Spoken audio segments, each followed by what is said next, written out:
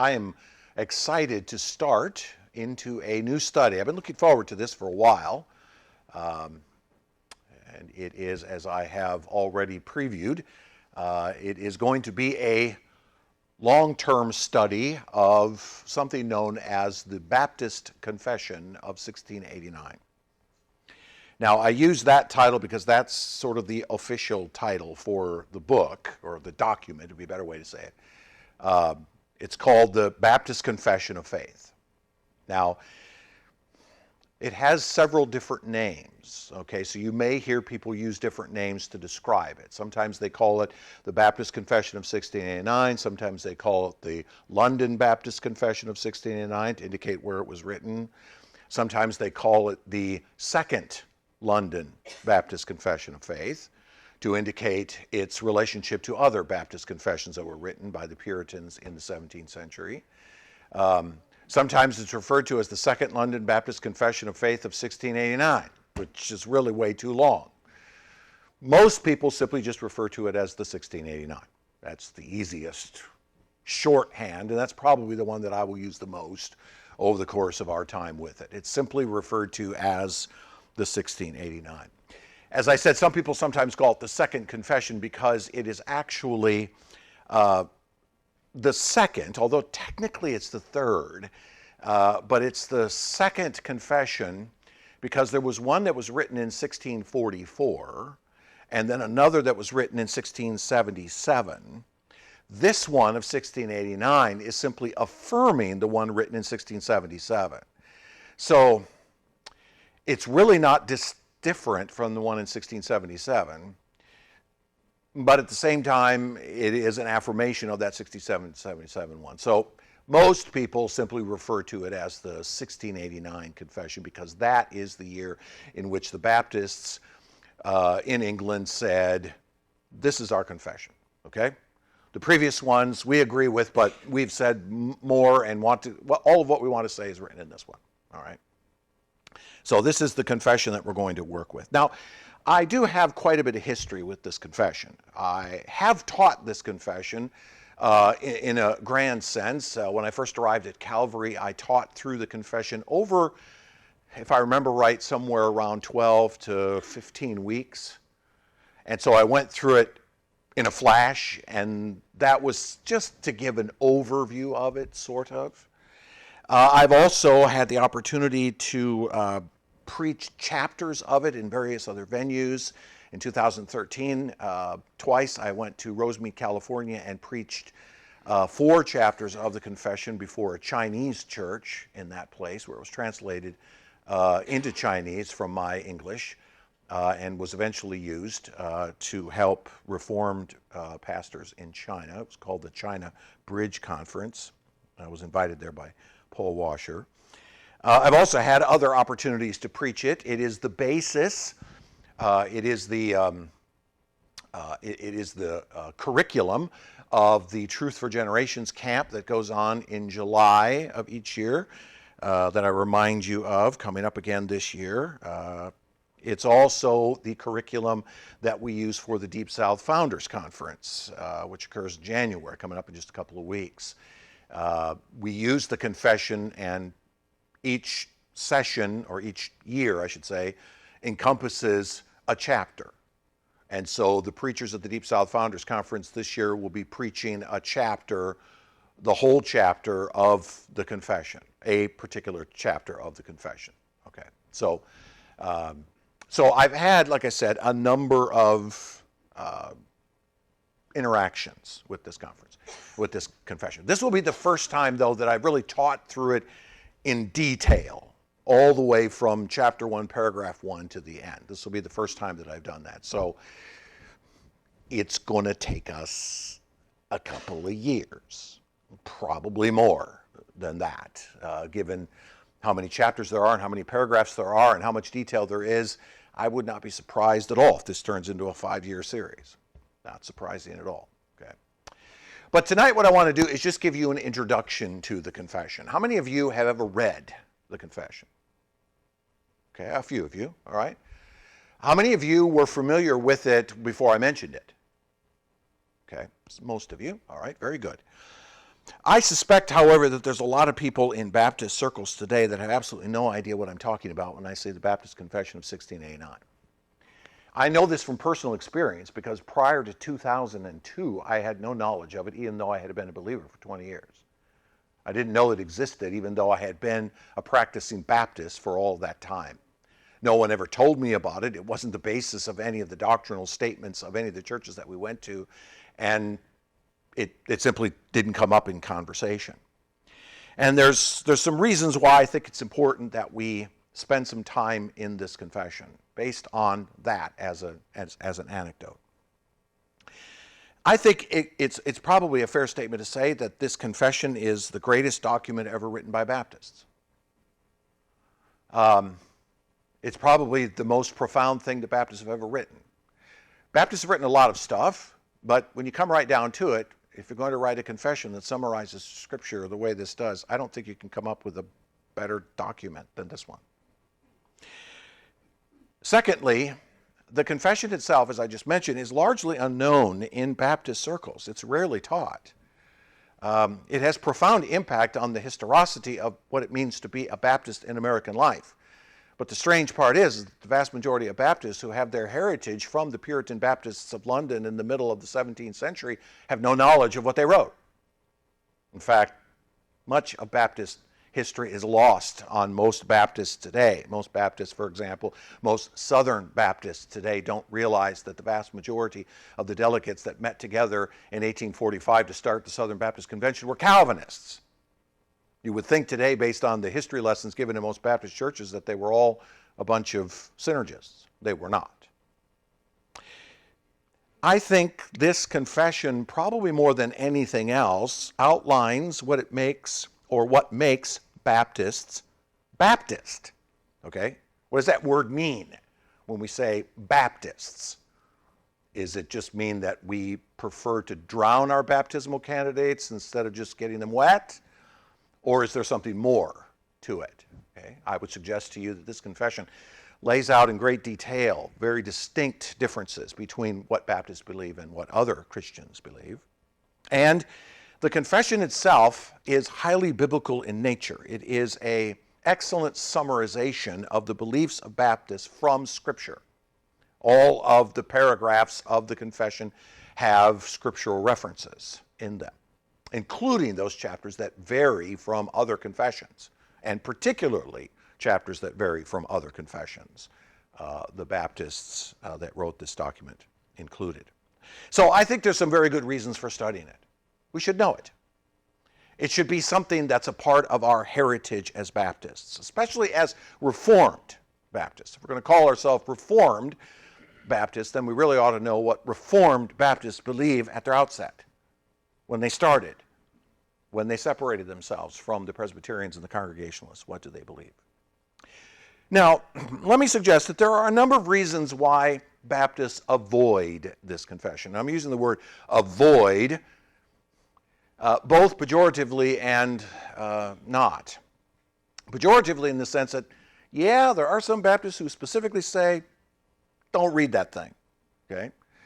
However, I think the vast majority of Baptists simply avoid it by virtue of ignorance. They don't know it's out there, like myself, for example, and so they don't really know what's ever in it. But there's a number of reasons why people specifically avoid confession. So let me bring them to your attention. It'll be important to understand that, particularly as we go into the confession itself.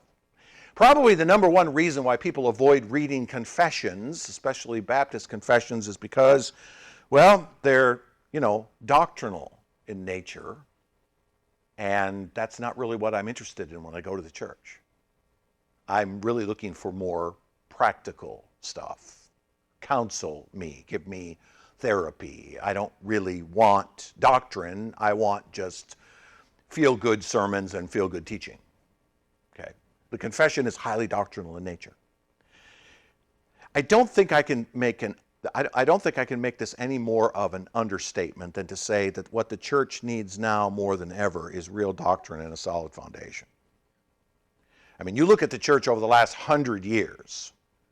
You take the church from the 1920s till now, and the dearth of doctrine that's now prevalent in most so-called Christians is so bad that you could walk into a typical Baptist church today, walk up to a typical person who's there every Sunday, and ask them, what is justification? They would have no idea what you're talking about. And yet, justification by faith is the cornerstone of the Christian faith, is it not? Okay, you ought to know what it means, don't you think? We live in a time where doctrine is non-existent, and there are many churches, frankly, if I might be so bold, there are some churches who specifically say, we don't want to have anything to do with doctrine. That's not our purpose. Our purpose is to entertain you rather than to teach you something. Well, I would argue that's why the church is impotent in 21st century America. Secondly, many avoid this confession because, it's 400 years old. I mean, it's written in an English that is out of touch with modern times, right? It's passé. We want something more modern, something more up to date. Give us something more in the present. Well, let me put something to you like this. Like everything else in this world, doctrine is subject to the second law of thermodynamics, which is that everything degrades over time, including the doctrinal understanding of people. People who had a robust doctrinal understanding 4 generations ago passed down less of that to their kids, which passed down less of it to their kids, which passed down less of it to their kids, and here we are. Doctrine does not improve on its own over time. It does the opposite, right? It's like the classic tale about the guy that says, well, if you believe the theory of evolution is right, then you should just be able to throw all the parts of a 747 into a big pile, and over time it'll just turn itself into a plane. No, that doesn't work that way. You have to work at it. I think one of the reasons why people avoid the confession is simply because it's out of our time. No, it's not.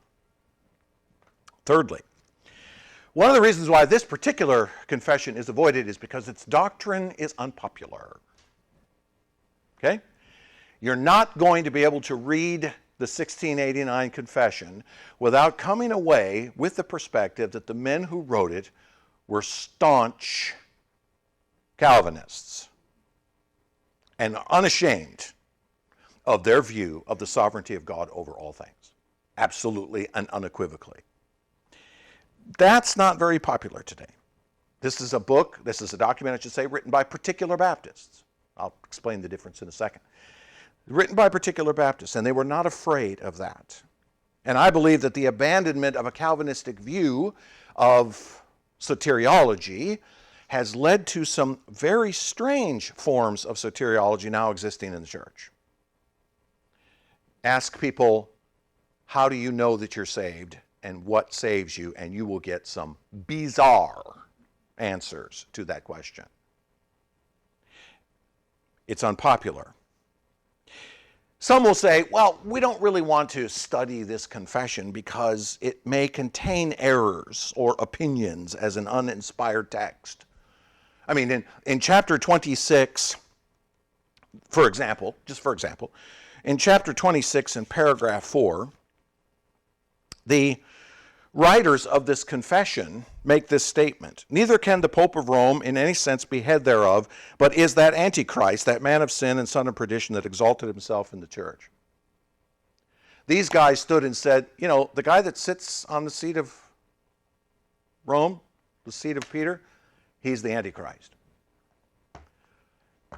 We don't really want to say that, do we? I mean, that would be just wrong. We don't want to say things like that in our time. And yet we have to ask ourselves, is that man sitting on the seat of Peter, whose name is Francis, is he teaching a robust, biblically centered gospel that leads people to faith in Christ? I've not heard a word come out of his mouth that comes even close. Okay, so yeah, maybe this book says some things that our modern sensibilities don't like to hear, but in the end, if we really think about what they're saying, we discover they're right. What they're saying is true and continues even to today to be true. Trust me, the Catholic Church has not gotten better in its theology over the last 400 years. So there are many who say, well, it's doctrinal in nature and we don't want that. It's old, it's passé, It's unpopular. It's just the writings of men, so it just has their opinions. And so we don't really need to study it. But here's one that comes up more often than you think. One last objection to this, and that is, we're Baptists. We don't need anything but the Bible. We don't need any creeds. We don't need any confessions. Anybody ever heard that? Ever heard a Baptist say that? No creed but the Bible. No confession but the Bible is what you will hear people say. Baptists will say that. All right. So let's examine that for a second. Now, let me suggest to you that even though a man may say no confession but the Bible, he is in fact confessional, whether he wants to admit it or not. It's very much like saying, well, I don't do theology. Yeah, you do.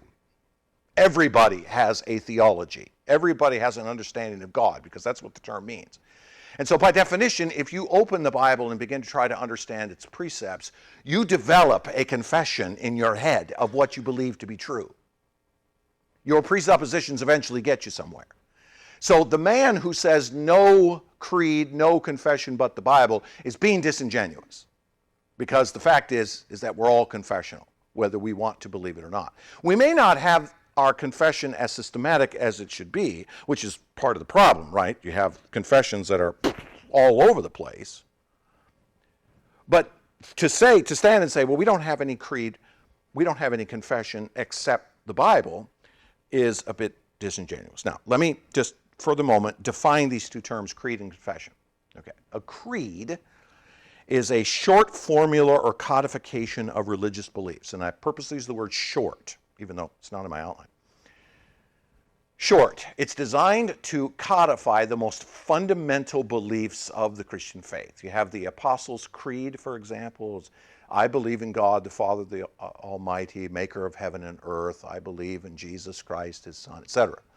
Very specific form of fundamental beliefs that are a part of the Christian faith. The term creed comes from the Latin for I believe, a series of truths accepted as foundational to a religion. And by the way, Christianity is not the only religion with creeds. Okay, Islam has creeds as well. Creeds generally are very old, being passed down from generation to generation. In fact, there's an example of a creed in Scripture. In 1 Corinthians chapter 15, verses 3 through 7, it is possible that Paul is actually writing there a creed that had started to be promulgated in the church that people were memorizing and saying as a part of worship, as a part of teaching to their children, etc. And he simply writes it down in that case. There's good evidence that that's a possibility.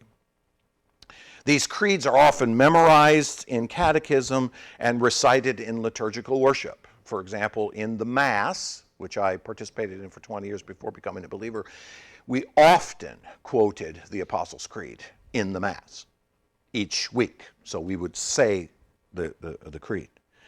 So a creed is simply a short formulation of a set of fundamental beliefs. It doesn't go much further than just these fundamental facts. Who is God? Who is Jesus? Who is the Spirit? What is the church? That's basically about it as far as it goes. So we would utterly agree with Catholics over the tenets in the Apostles' Creed. A Catholic would agree with everything that's contained in it, all right? The problem is that it just doesn't go far enough to express what the totality of belief would then imply from that creed. If Jesus is in fact the Son of God, then what does it mean that he came to the earth to die under Pontius Pilate, to be crucified and die under Pontius Pilate, to be buried and raised from the dead? What does that imply? The simple fact that he was born of a virgin, suffered under Pontius Pilate, was crucified, died, and was buried, really in and of itself doesn't get you very far, does it? It's a fact. It's true. It's the most foundational thing we can believe, but it's not really going to get you to where you need to go, which is where a confession then comes into place. A confession then becomes a summary of widely accepted beliefs, usually developed and refined over time. As I said, there are three. This is the third, if you will, of the confessions. There was an earlier one, a second one, and this being an affirmation of that second one. So it's a sense in which a group of people with a common set of beliefs come together and write what they believe their beliefs to be. They put them down on paper. They summarize, this is what we believe in this area, this area, this area, this area, all the way through what they think is important that needs to be passed down. Now, Protestants, after the Reformation, began to write these confessions. The Catholic Church didn't really need confessions because of its ecclesiastical top-down structure. You didn't have to have a confession because if you were living in the 14th century under medieval Roman Catholicism, you simply believed whatever the church believed. Now, the question is, what was that? And your answer might be, well, I'm not really sure. All I know is what the priest told me or what the local bishop told me that I'm supposed to believe. Okay, so confessions really didn't come into play until after the Reformation because the various Protestants who broke away from Rome and then began to separate themselves into different groups needed to codify what their position was in comparison to Rome as well as their comparison to one another. And what you're going to see in the history in a second when we get to the history of this is you're going to see that the Baptists were going to need to do that. They were going to need to say, this is what we believe in comparison to our Presbyterian brothers, but yet distinct from them.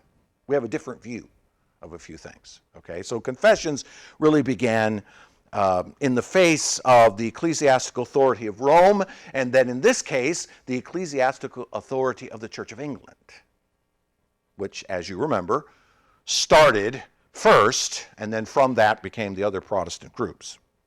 There were a number of confessions then that followed the Protestant Reformation out of England. The Westminster Confession was written by the Presbyterians and published in 1646. The Savoy Declaration was written and published by the Congregationalists in 1658. And then, of course, we have the 1689. And then as the Puritans moved to America, new confessions were written there. The Philadelphia Confession in 1742, the New Hampshire Confession in 1833, and then even the Southern Baptists got into the habit of writing confessions. They wrote their own, known as the Baptist Faith and Message, its initial versions in 1925, with revisions in 1962 and in 2000. So there's been a number of these sort of confessions written. So it is a common thing for Protestants establishing themselves over against Rome and over against one another to write confessions. And even individual churches do as well to establish their positions. For example, Grace Fellowship has a doctrinal statement. You can find it on our website. It's a specific document in which it starts with we teach and what we believe. And it was written specifically by this church in order to say, this is what we believe. This is what our theological position is. And one of the reasons why we would do is because as generations go by and new things come up, very often you have to address where you stand on certain things related to the world around you. In the 2000s, it became necessary for churches to modify their confessions of faith to include paragraphs on sexuality and marriage. The guys in 1689 would not have thought about the idea of two men being married, something sanctioned by the state. They would have thought of two men being married and burned at the stake, but not necessarily endorsed by the state. All right? So sometimes you have to do that. Now, just as a side note, Grace Fellowship Baptist Church does not officially embrace the 1689 Confession. So it's not technically our confession. We certainly agree with everything that's written in it. You'll see that over the next 5 years as we're going through it. You'll see that we do find ourselves very much consistent with it, but we don't require our members to study it, learn it, and agree with it. We have our own confession that you are to read and examine and decide, is this the church we want to join based on that doctrinal statement? So you might say that the 1689 is somewhat of a guiding light for us as a church, but not necessarily our doctrinal statement. It's a valuable historical document to us, and it says many things that we would agree with. In fact, I would argue it says everything we would agree with, but it's not our official statement of faith. All right. So back to this issue of creeds and confessions, or no creed, no confession except the Bible, which leads then to this question based on those definitions. Why the need for any confession of faith when the Bible is our final authority? Okay? I mean, if the Bible is our final authority, then what do we need a confession for? And you might think, yeah, that's a really good question, but you have to stop and think about it for a second. Baptists in the 17th century embraced something, and this is a key concept of understanding this confession. They embraced something called soul competency, S-O-U-L, soul competency. Sometimes it's the term soul liberty is used to describe it. And what Baptists insisted in this is that they insisted that all persons have an inalienable right of direct access to God. All who are quickened by divine grace are fully competent to respond to God directly. Or more specifically, Baptists embrace the idea that you, no matter who you are, no matter what your ecclesiastical background is, no matter what your schooling is, that you can open the Bible, read it, and understand it for yourself. You do not need an ecclesiastical authority above you to tell you what to believe.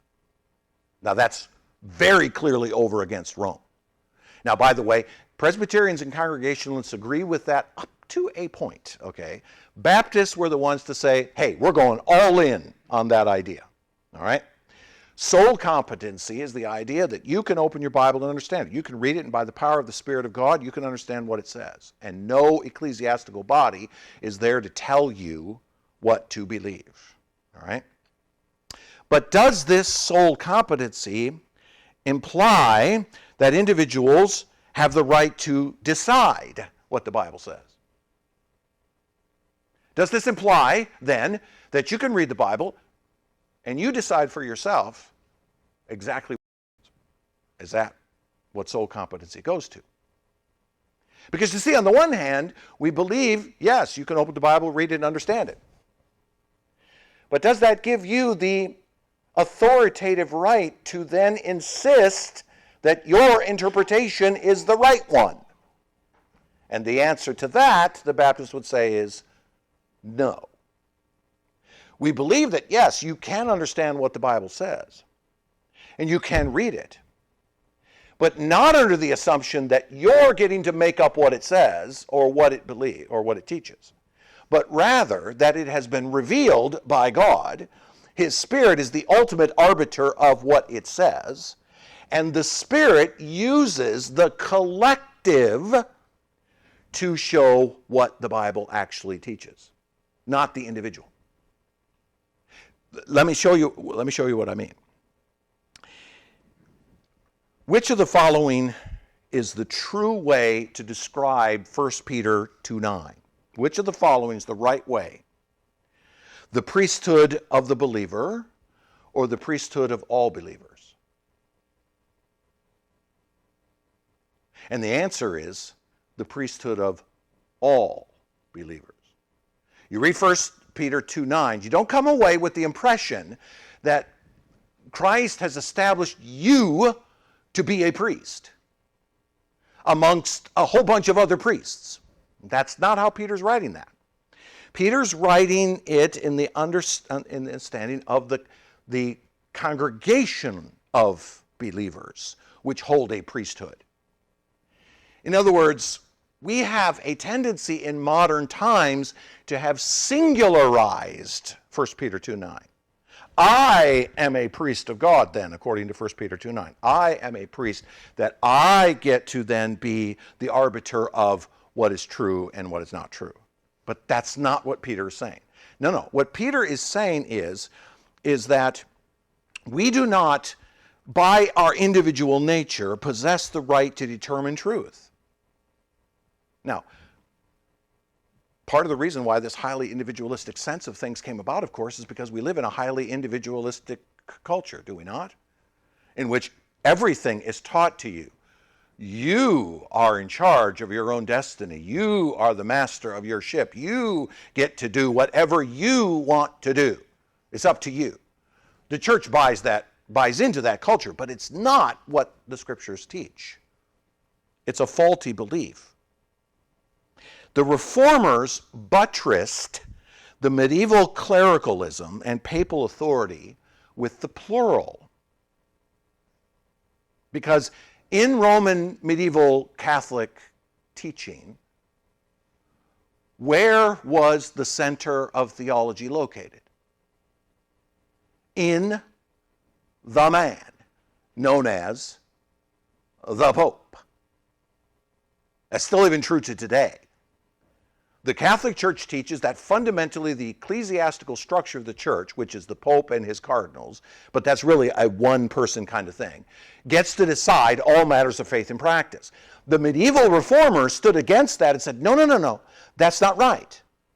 It is true that the individual man can read the scriptures and understand what the scriptures say, but he is not given the authority then by God to become the arbiter of what is true and not true.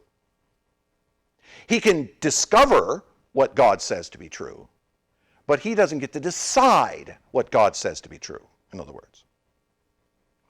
So the reformers believed in a common confession.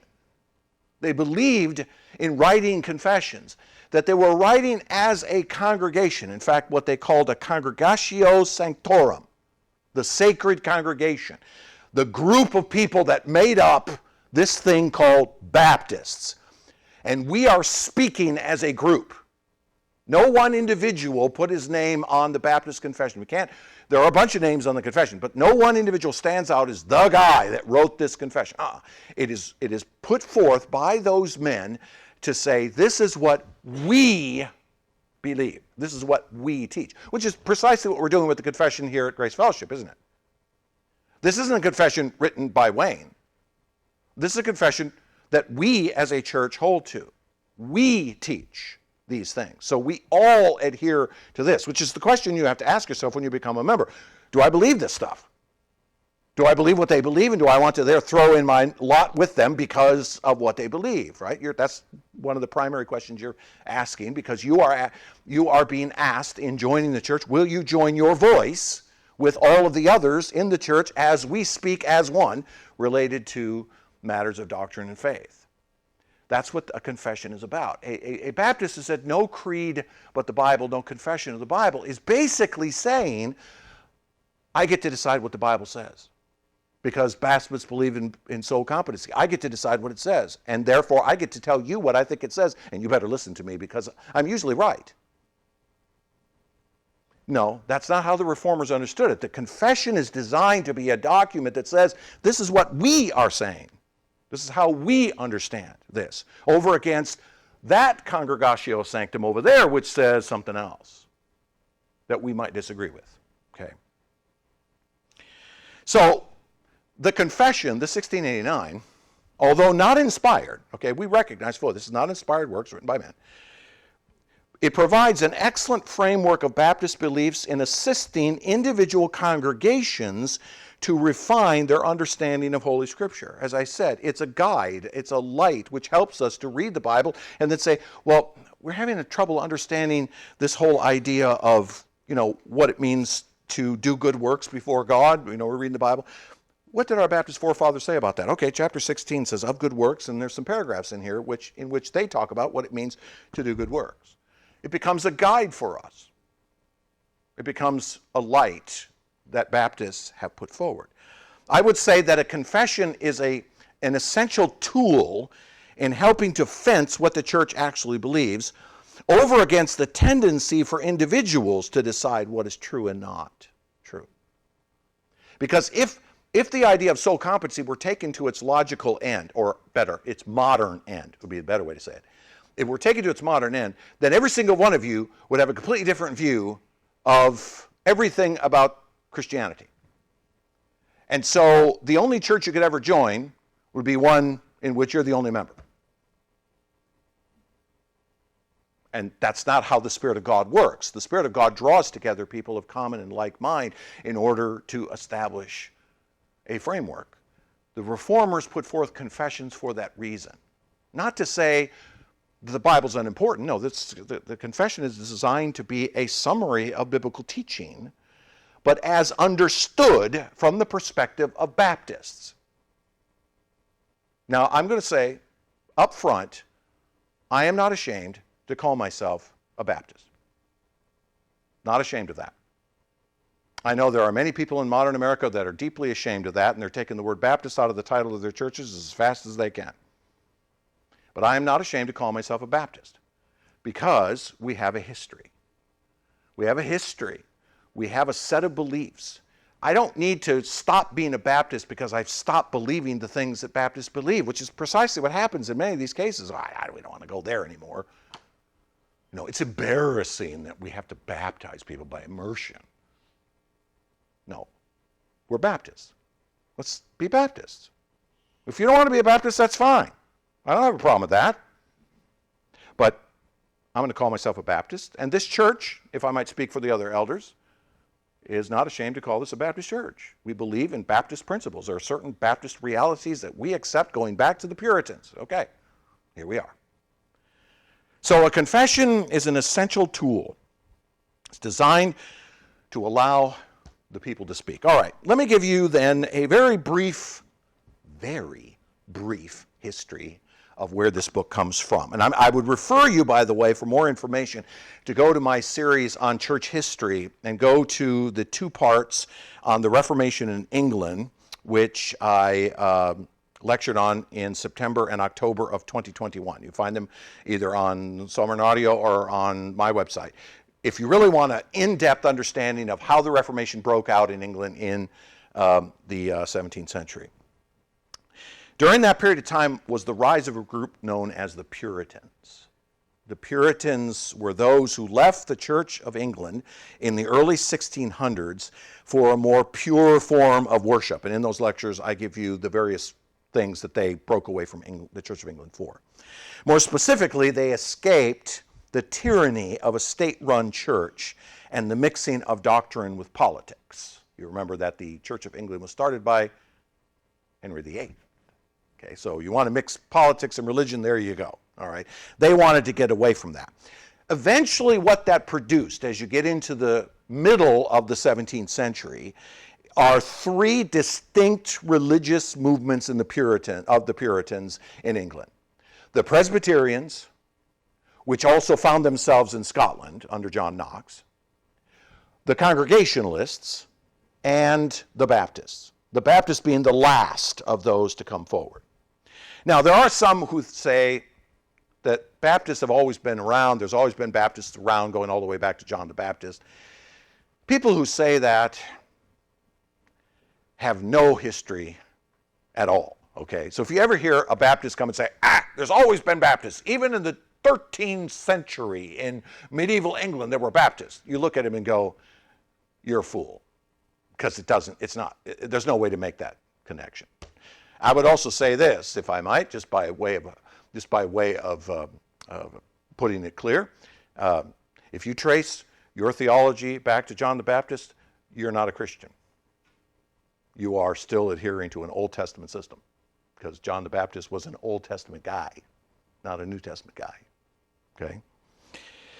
The Anabaptist movement in England, in Europe, is not the same. Okay, so don't mix them up. The Anabaptist movement that started long before the Baptist movement in England has many similarities. In fact, the Baptists in England took some of the ideas of the Anabaptists and ran them to their logical ends. But the 2 groups are utterly distinct from one another. So the Puritan Baptists of England are not Anabaptists. They never were. Okay. Now, initially, the Baptists were but a loose organization of churches up to 1689. And the reason was persecution.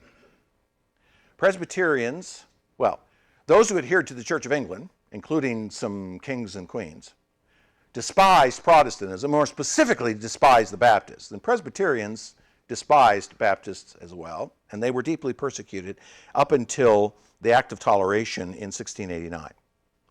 They were defined in the country as either particular Baptists, which was the majority, or general Baptists. You remember that the Calvinistic Arminian debates had already been hammered out by the middle of the 17th century. And so in England, you could find both particular and general Baptists. Particular Baptists being those who were Calvinistic, general Baptists those who were more synergistic in nature. The particular Baptists outnumbered the general Baptists probably 50-1.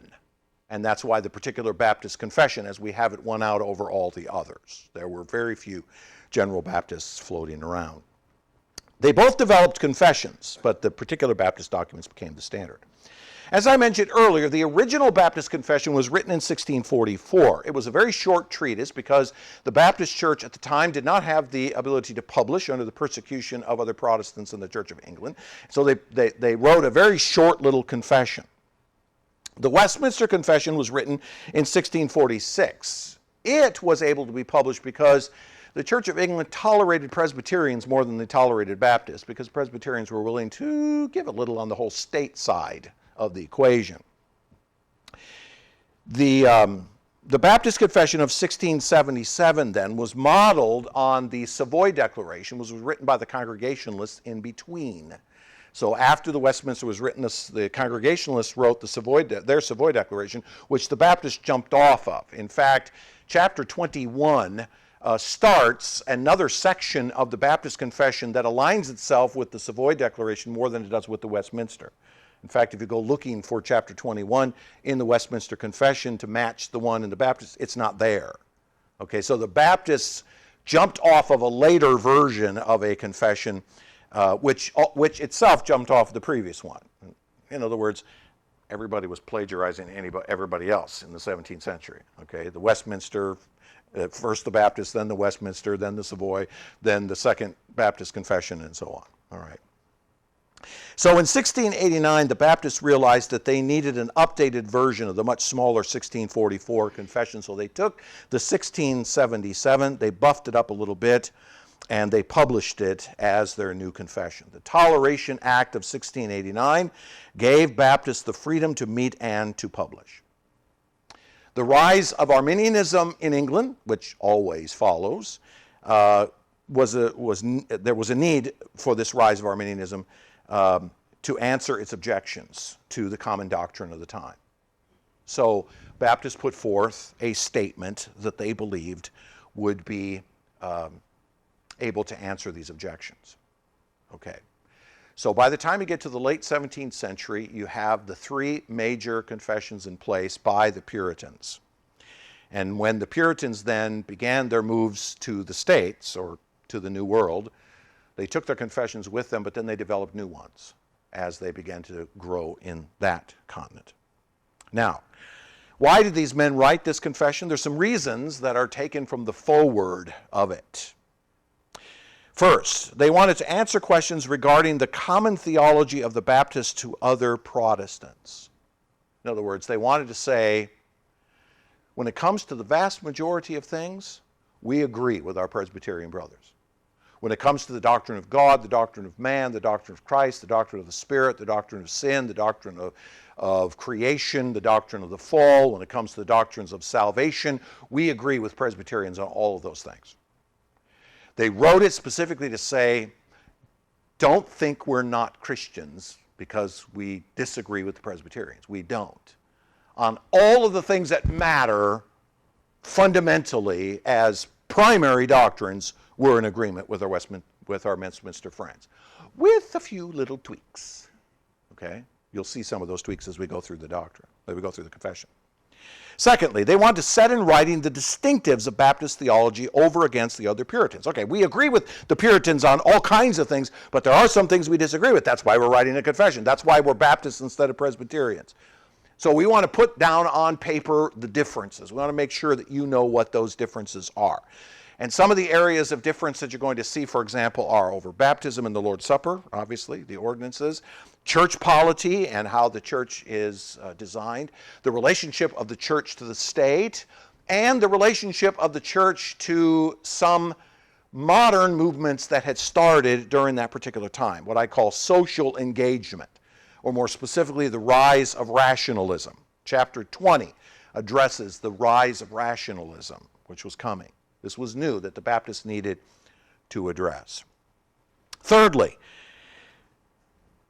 the men who wrote this confession recognized that even their own churches, Baptist churches, were beginning to drift from a proper biblical understanding. And so they wrote a confession in order to establish, to reform even the Baptist churches of that day. I mean, they looked around and said, yeah, there's lots of Baptist preachers out here. There's Baptist churches popping up all over the place. We want to make sure that they're all consistent, because some of them are starting to show signs of moving away from Baptist convictions. They're using the term Baptist to describe themselves, but they're not necessarily embracing all of what Baptists believe. So they wrote this confession to do that. Fourthly, they wanted to provide a resource to be used in the catechesis of children in Baptist doctrine. One of their primary concerns was passing the Baptist faith on to the next generation. They wanted to make sure that what you believe is passed on to the next generation in a way that's wholesome. And they did also develop catechisms. The Westminster Catechism was already in place, but there were men who wrote a Baptist catechism based on this confession, which is different. Some of the questions will have different answers, right? Like, why do Presbyterians call it a sacrament, but Baptists call it an ordinance? Good question, and something you would want to teach your children. And then, of course, finally and foremost in the minds of these men, to glorify God through the consistent teaching and preaching of biblical doctrine. They wanted to make sure that they put down in writing those things that we must not compromise on in order to glorify God. Let's be clear about glorifying God. So they had purposes in writing this confession. All right? Many of those, as I just laid them out, would of course be common to our day, don't you think? If we're going to read this confession, we're going to find ourselves doing exactly the same thing. We're going to find ourselves answering questions about the differences between us and other Protestants. We're going to set our distinctives over against the others, reforming our churches, providing resources to teach our children, and glorifying God. Okay, so I just laid out for you 5 goals that I have for this however long I survive teaching mechanism. Okay.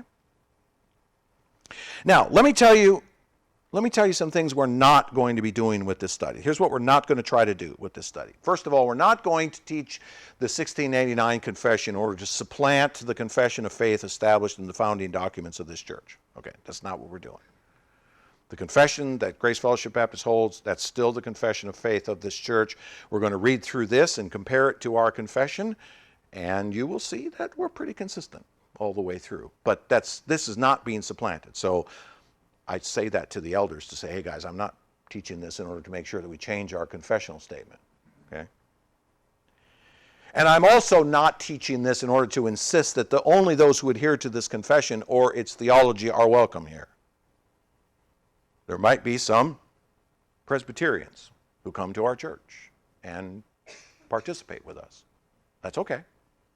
They're going to understand the difference in Baptist theology and Baptist thinking from Presbyterian, but our goal here isn't to say the Baptists are the only ones that are Christian or welcome here.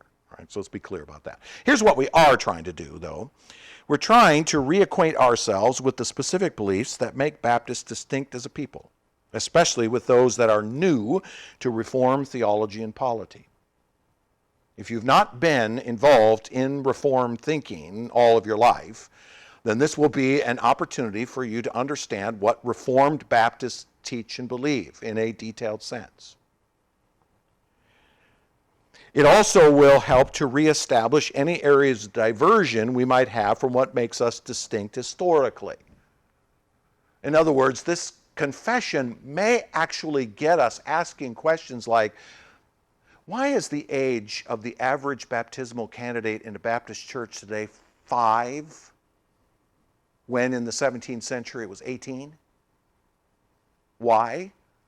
Is it maybe because we have decided that our Presbyterian brothers are right on some things and we want to go back to what they're thinking? Or is it maybe because, well, that's just the natural tendency of people? That's a discussion. that would come out of this to help reestablish these areas of diversion. And then I think to help us articulate Baptist distinctives with pride. Now, I don't mean pride in an arrogant sense. I mean pride in a sense of, I'm a Baptist, true and true. Let me do my song for you. In the sense of, without forfeiting common ground with others. Be able to look a Presbyterian in the eye and say, this is why we do not believe the Bible teaches infant baptism. Okay? In other words, to have a reason for the hope that is in us. This is an apologetic, in a sense. What is it that Baptists believe and why? And what do Presbyterians believe and why? That's a fair question, right? So here's what we're going to do. We're going to work our way paragraph by paragraph through this thing. You know, I didn't count up the number of paragraphs that are in this. I've really never known, but there's a lot. There's quite a few. But we're going to go paragraph by paragraph. We're going to take one or more paragraphs per class session, depending on how much meat there is in any given paragraph and how long it might take to go through it. But basically, my goal is going to be to open it, read it, comment on it. In other words, we're going to do a running exegesis of this confession. We're going to open it, we're going to read it, we're going to comment on it. We're going to answer questions about it. We're going to cross-reference the biblical passages that are listed, if necessary. We're going to compare it to the Westminster and Grace Fellowship confessions where appropriate, and so on. So we're going to go through it in a detailed sort of way. And like I said, we'll incorporate comparisons as appropriate along the way, particularly with the Westminster Confession. Now, what I'm not going to be able to do is compare this confession to every confession that's ever been written, okay? I'm not going to be able to compare it to the Philadelphia and the New Hampshire and the Baptist Faith and Message and any others that are out there, because that's just overkill, I think. We're going to stick primarily with this confession, the church's confession, and the Westminster in that order. In that order. Now, buy a copy of this confession, okay? Go buy a copy of this confession.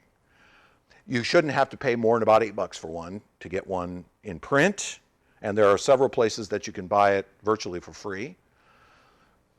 Get yourself a hard copy of it so you can make notes in it. This is a little version that I bought from Banner of Truth. It's a nice little leather-bound pocket version of it, and I'm still able to read the small writing. Actually not. It's actually pretty good size writing. It's a nice little copy of it, and it's easy to hold and to use, and so it's my preferred version. But there are others out there, okay? This particular one uses the Old English text. Now, when I say Old English, I don't mean the 17th century English, okay? That would be very difficult to read. This has been modernized into modern English, but the words are still the same as the original words of the original 1689. Okay, so this is the Old English version.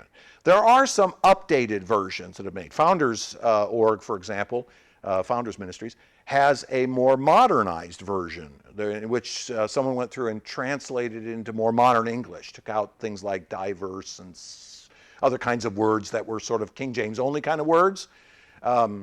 Taken those out and replaced them, and then buffed the language up a little bit to make it more easier to modern ears. I've always been a little suspect of that because some of the translators' thinking process is going to wind its way into that. If he's rephrasing things, I'm more inclined to say, I want to read what the original guy said, even if I have to stop and read it like 3 times to figure out the word. Plus the fact that in the Old English, they loved run-on sentences, okay? They didn't mind a sentence that took a whole paragraph. I mean, I opened here to chapter 19 of the Law of God. The first paragraph is literally one sentence. And it's 1, 2, 3, 4, 5, 6, 7, 8, 9 lines long. Okay, so it's huge. It's got a lot of semicolons in it to divide it up into parts. But it's, so I understand the idea of modernizing the language a little bit, but there's always the possibility that the author has inserted some of his presuppositions into that. So I use just this Old English work out there. If you are looking for this version in an electronic form, the website, the1689confession.com, THE1689confession.com, is this in a very nice electronic form. Okay, it's broken by chapters, so you can click on the links to go to different paragraphs and chapters, and it works great on a mobile device like a phone. So that I would encourage you to use that one. You can get a link, by the way, off of the links page of the church website to get to that. There are others out there as well. I know that 1689.org has one as well, and there's more out there. If you Google 1689, good luck, because it's everywhere. Okay, but get a copy of it, and not only get a copy of it, but read the foreword. Read the foreword. It's several pages in length, and there's quite a bit in there. But the foreword is going to tell you the motives of the guys that wrote it. Okay, I'm going to skip over the foreword as a part of the class. I'm going to go directly to chapter 1, paragraph 1 next week. But I would like you to read it when you have some chance, because I think it'll help you to understand what these guys were thinking when they wrote it, much of which I summarized a few moments ago in those 5 points of what we're trying to accomplish. Okay, so we are going to begin, Lord willing, a lengthy study of what is, in my mind, the greatest Baptist document ever written, summarizing what it means to be a Baptist, what it means to be a Reformed Baptist, what it means to be truly distinct as a Baptist, and I think what should give us not only an apologetic, but a certain sense of pride about what it means to be a Baptist. I'll end by saying this. When I became a believer in 1980, I purposely joined the Baptist Church. I did not accidentally join the Baptist Church. I purposely joined the Baptist Church. I read at the time what I could find about Baptists. I read what I could find at the time about Presbyterians, and I found myself agreeing with Baptist theology. And so I purposely joined a Baptist church. So I have been a Baptist by personal choice. I know some of you are Baptist because, well, that's what Mama was, and so that's what you are. But I am a Baptist by choice, having been formerly a Roman Catholic. So I stand, when I read something like this, for me, it's a statement of, this is why I became a Baptist, what this book teaches. Now, like I said, I didn't read about this until 20 years after I became a believer. But what I had read about Baptist beliefs, I embraced. Baptism by immersion, church polity, etc. And so I'm a Baptist by choice. And so for me, teaching this is basically my way of saying, this is what I am. What are you? What are you?